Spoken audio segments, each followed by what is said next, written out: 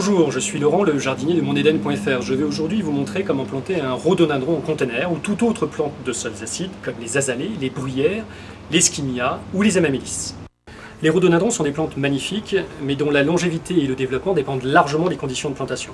Ils sont souvent mal plantés, à l'image de celui-là.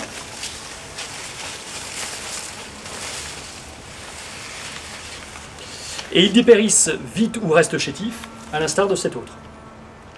Notez que les camélias, les hortensias ou les magnolias ne sont pas à prendre en parler des plantes de sols acides, mais des plantes qui ne supportent pas les sols calcaires.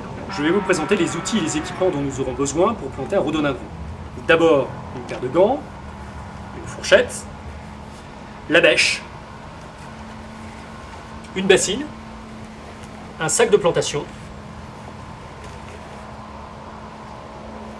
des billes d'argile, de la terre de bruyère, et enfin du fumier ou du compost si vous en faites dans votre jardin. Évidemment, tous ces produits et outils sont disponibles sur le site moneden.fr. Le rhododendron est une plante qui préfère les expositions soleil ou mi-ombre, mais dans les régions méridionales, préférez les expositions mi-ombre. Ôtez la plante du conteneur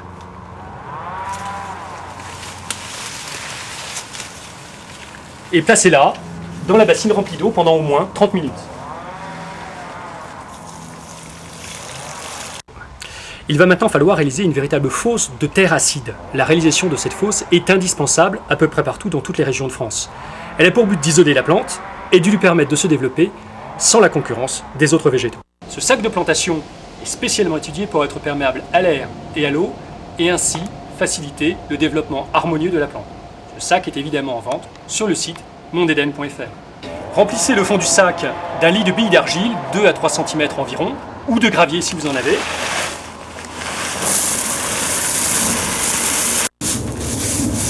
Vous pouvez ensuite compléter avec un lit de sable d'environ 5 cm si vous en disposez, et ensuite un mélange d'un tiers de fumier ou de compost et 2 tiers de terre de bruyère. Privilégiez la terre de bruyère véritable plutôt que la terre dite de bruyère, car celle-ci, essentiellement composée de tourbe, se dessèche beaucoup trop vite.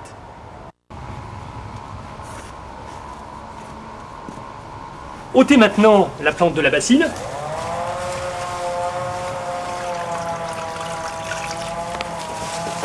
Et grattez tout autour afin de dégager les petites racines blanches.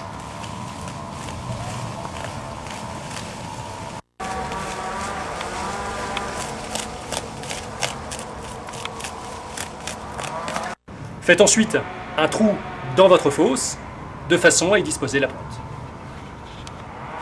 Vous pouvez maintenant planter votre rhododendron. Complétez avec la terre bien tassé avec le pied. Et une fois cette opération effectuée, complétez, s'il le faut, avec de la terre végétale ou de la terre du jardin. Le rhododendron est une plante très gourmande en eau. Il faut, pendant les 2 premières années, veiller à un arrosage très fréquent et dans tous les cas, en cas de forte chaleur. Cette technique de plantation est aussi valable pour les camélias, les hortensias ou les magnolias, à condition bien sûr de remplacer la terre de bruyère par tout simplement un terreau de plantation. Retenez pour l'entretien d'abord un arrosage très abondant et, pour limiter l'évaporation du sol, un paillage autour de la plante. Vous pouvez retrouver cette séquence vidéo Planter un rhododendron en conteneur sur le site moneden.fr. Vous y retrouverez également les plantes, les produits et les outils que nous avons utilisés au cours de cette séquence vidéo. A très bientôt sur moneden.fr.